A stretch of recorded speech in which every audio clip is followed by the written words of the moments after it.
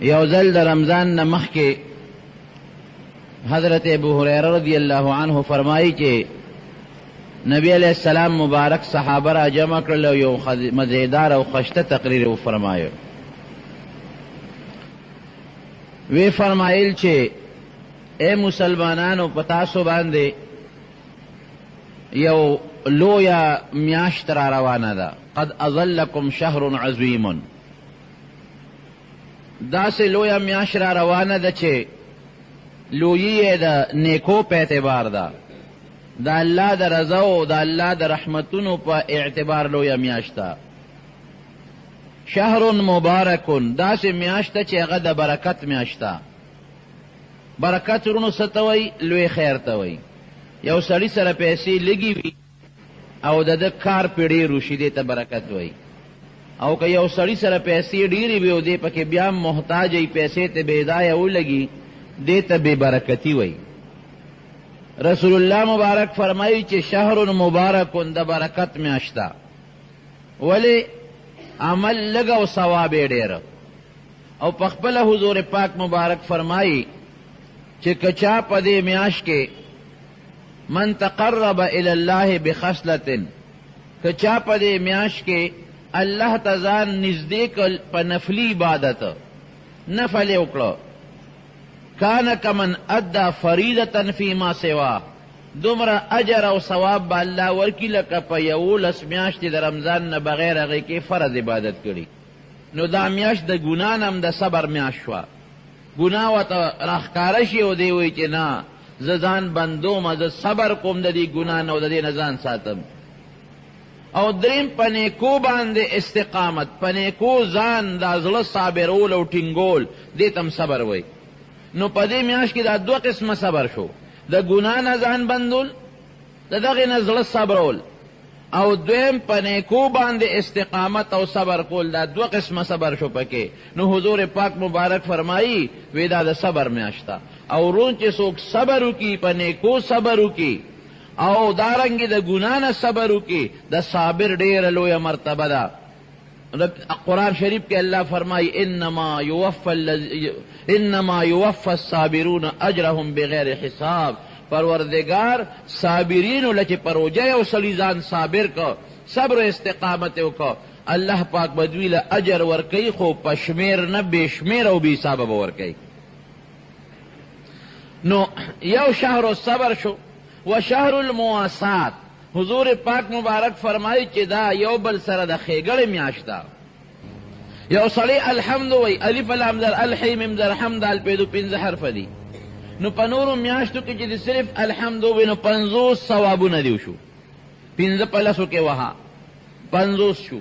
او چې په رمضان کې شو نو 50 توله په اویو کې ضرب ورکا، نو 3.5 نیکۍ دی وشوې. یو ځل الحمد باندې الله تعالی 3.5 نیکۍ درکوي.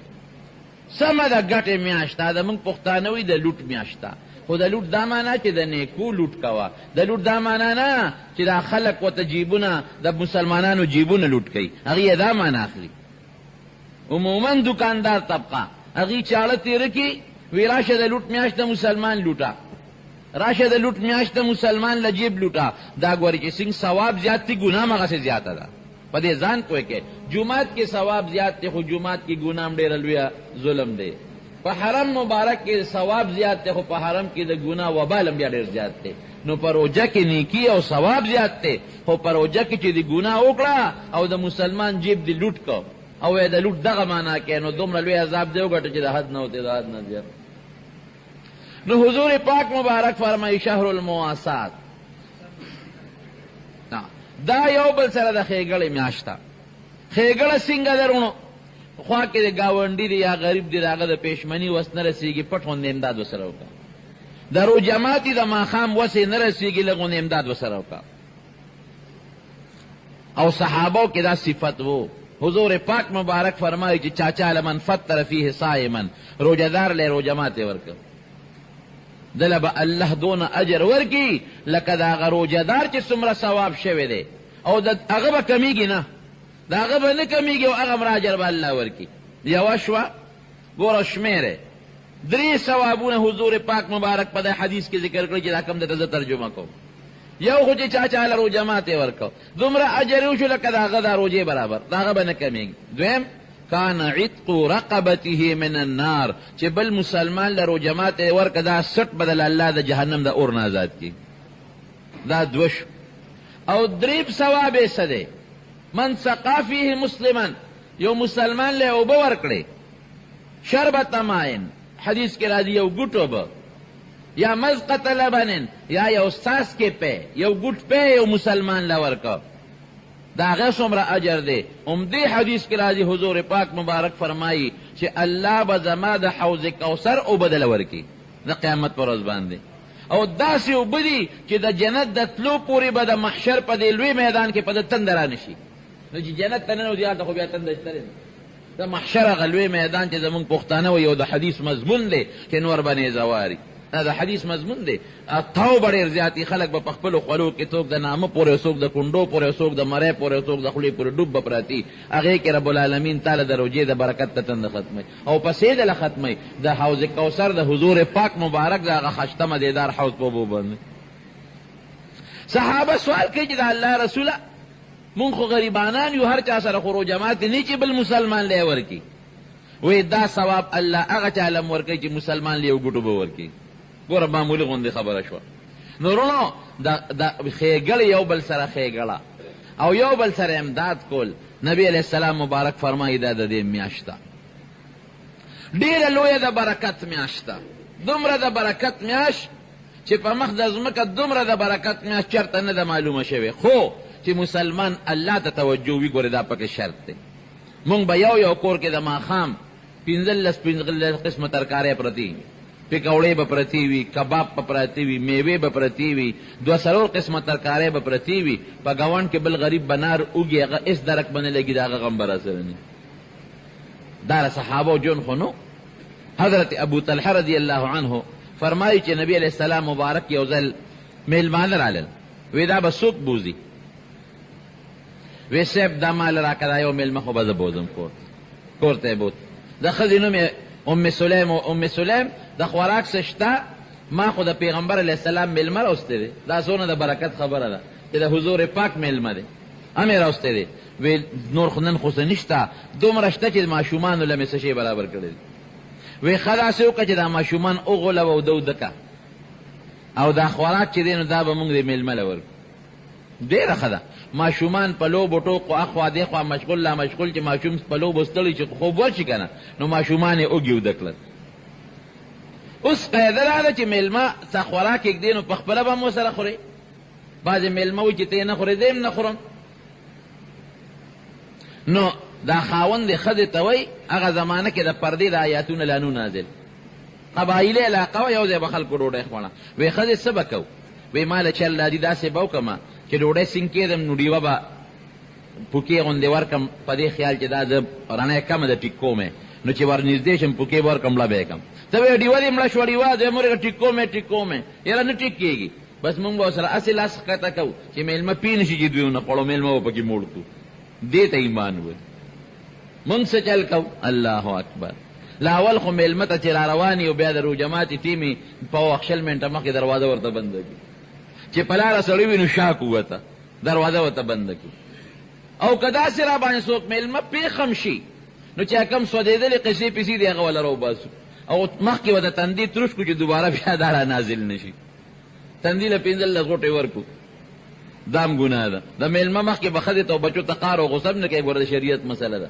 د میلمه مخکې چې د ځان غصه که ښځې ته یا بچو ته خو به دا دې دلیل دی که نه چې میلمه به هغه ډوډۍ په کومه ایا خوري د میلمه مخکې به ځان له تندې نه ترې وی زمونږ د عادت نه دی مسلماني نشته که نه د مسلمانان یو خو د مسلمانۍ په طریقه عمل نشته خو چې ډوډۍ یې کېښوده خاوند ښځې ته وایي ښځې د دې ډیوې دا رڼا لږه کمه نه ده ورېږه وي ورځم ټیک کوم ورغله کله باته یو خواړه کله بل خواړه دا کنه غلي غوندې پوکې ورکه باته هم لک یې ښځې ډیوه مړه شوه ورېږه سړی ټیک کوم ښه څو منټه په تېر کړل یاره نه ټیک زرا یاره په تیاره به وخورو میلمه ناست دی ښځه یو خوا ناسته را او سړی میلمه ته نږدې ناست دی دوی هسې لاس ښکته کوي یو سړي باندې ډوډۍ خوړم موړی سړی پوه شو اخو ماشوم نو چې دوی خو د ما دپاره چل جوړ کو زه یې موړ کړم لاړ رسول الله مبارک ته د هغه نه مخکې حضرت جبریل راغلی حضور پاک ته هغه نه مخکې جبرئیل علیه السلام راغلی او د قرآن وحی د لوح محفوظ نه راوړه، هغه ځای نه وحی راوړه.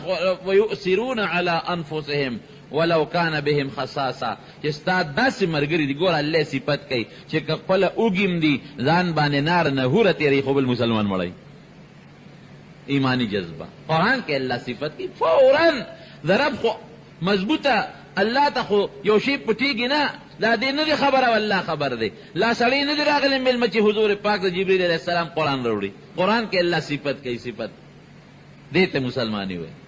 د جنګ یرموک قصه دې مشهوره ده. یو صحابي فرمایي وی چې په هغه یرموک جنګ کې زما رتره زوی زخمي شو، وی اواز یې وکړه چې تږی یم او د مرګ د دې وخت اتند الله یې موږ وساتي لږه سخت دی. وی په منډه مې یو مشکیده کې لږ اوبه راواغېستې و تر هغه زوی له مې ور ورسولم. وی چې مې ورسولې خوا کې بل زخمي پروت دی، اوبو ته داسې پترس وکتل. وی تر هغه زوی مې ما ته اشاره کوي، خبرې نه شي کولی چې ما پرېږده هغه له ورکړه، دا بل رور له مې ورکړه. وی اوبه مې هغه له یوړه. وی د هغه خوا کې بل زخمي اوبو ته په فریاد وکتل، هغې اشاره را کړه چې ما پرېږده هغه بل له یوس، هغه له مې یوړه. د هغه خوا کې بل زخمي دی، د هغه اوبو ته حاجت دی، هغه داسې په غور وکتل چې یاره کارمان اوبه وې، هغه زخمي ما ته اشاره وکړه چې هغه له ورکړه. وی چې هغه له لاړم هغه غریب بیا مړ و. د هغه نه هغه درېیم له رالم د هغه نه هم سوتې وه، د هغه نه هغه دویم له رالم د هغه نه هم سوتې وه، د واپس د تره هغه زوی له رالم د هغه نه هم سوتې وه. دې ته ایمان وایي، دې ته ایثار او قرباني وایي. موږ به ایثار او قرباني کوو، ځان د ځان کدن سخته برداشت کوي خو بل مسلمان رور مړی. موږ څه کوو؟ موږ چې دا سخا کیلې راوړو که نه هغه په روپۍ شل چې وي هغه سخا کیلې، نو بچو ته وایو بچې ورشه د ګاونډي د بچو مخکې وخوره، بچې ورشه دا پوستکي د ګاونډي د پډیرانو غورځوه. او اکثر یو پوستکي ګاونډي کرم دا بعد شیطانان ورولي څه دپاره چې پې خفه کړو، الله له به جواب ورکوي که به نه ورکوي. پکار خدا ده چې دا میوه کې ځان سره خپل ګاونډي شریک کې، خو چې نشي کولی نو پټه وخوره دا ګاونډي بچي پې مه خبروه. دا رزق تاله الله درکړه هغه لی نه دی ورکړی، دا چابیانې خو الله سره دي، تا نه یې غشتي شي هغه لی هم ورکولی شي. چرې به داسې نه کوې. مونږ دقه زمونږ عادت دی بل مسلمان خفه کول، بل مسلمان ته ضرر رسول، د بل مسلمان مخکې خوراک کول چې هغه پې خفه کړو. قسم په رب که دا د پیغمبر یا د هغه د صحابو طریقه ده، قسم په رب که دا د مسلمان طریقه ده، دا مسلمانۍ طریقه دا ده چې بل ځان سره شریک کا، بل لم ورکا، ځان سره شریک کا بل ملګری. نو ایثار دې ته وایي ویؤثرون علی انفسهم ولو کان بهم خصاصه، په خپله لوږې دی بل لی ورکوي. حضور پاک مبارک حضرت حمزه رضی الله عنه په احد کې شهید شو، څومره بې دردۍ سره شهید شو، سینه وشلې ده، سترګې مبارکې ته د شهید الشهدا ووتې، شونډې ته پرې شوې، پوزه ته پرې شوه، غوږونه ته پرې شو، په زړه چکونه ولګېدل. او چې څنګه پرې پروت دی نو کفن 2 څادرې راځي، خور ولا 2 څادرې راوړې. خور یې څوک ده؟ د حضور پاک مبارک ترور ده. 2 څادرې راوړې، چې څنګه یې راوړې او مړو له کفن میلاوېده نو خوا کې د بل شهید کفن نو. نبی علیہ السلام مبارک وی چې دا یو څادر به مې د دې تره شي، دا بل به د دې بل شهید شي. یو پکې اوس اوږد دی او بل لنډ دی. عقل خو دا وایي چې دا اوږد به مې د خپل شي او دا بل به د بل له ورکړم، ځکه زه خو زما که نه. لیکن د نبي علیہ السلام انصاف ته وګوره، په خدای یقین چې حضور پاک مبارک انصاف و صحابو کې زه کوم. داسې نه شي کېدی چې زه د بې انصاف یم او تا ته د انصاف ووایم، دا نه شم کولی چې زه بې انصافي کوم او تا ته یم ته انصاف وکړه، ته ما ته چې ملا صاحب په خپله خو یې نه کې ما ته وې شک پرې پیدا شي. زه تا ته یم دا ګناه مه کوه په خپله یې کوم، ته به ښه دا ګناه که بد وي نو بیا په خپله یې ولې نه پرېږدې. نو زما خبره به په تا هله اثر کوي چې زه له اول په هغې عمل وکړم، زه په عمل ونه کړم په تا ډو اثر نه کوي، تا ته به خبره شکي ښکاري. نو دا چې څومره خشته خویونه و له اول لومبې نمبر عمل په هغې زموږ ښکلي رسول کړی دی. یو څادر خو لنډ دی او بل اوږد دی، څه به کوو سره. په کار دا و چې هغه اوږد یې حمزه رضي الله عنه له ورکړ، لنډ هغه بل له وې نه نه نه دې باندې به قراندازي وکړو چې لنډ د چا رسي اوږد د چا رسي. چې قراندازي وکړه اتفاقا هغه اوږد د هغه بل شهید ورسېد او هغه لنډ حضرت حمزه رضي الله عنه ورسېد. اوس ورسره څه کې؟ نو چې خپې به یې پټول نو سر به یې ښکاره شو، او چې سر باندې به صادر راخ کړو خپې به ښکاره شوې. وی دا صادر ولا په دې سر د پاسه ور واچوې، سر ولا پټ کې، او په خپو ولا بروه د را سرګړې ور واچوې، ګیا ولا په خپو د پاسه واچوې. ایثار دی ته وایي. په کفن کې ایثار دی، په زنکدن کې بل سره ښېګړه ده، په روجماتي کې بل سره ښېګړه ده، په مېلمستیا کې بل سره ښېګړه ده.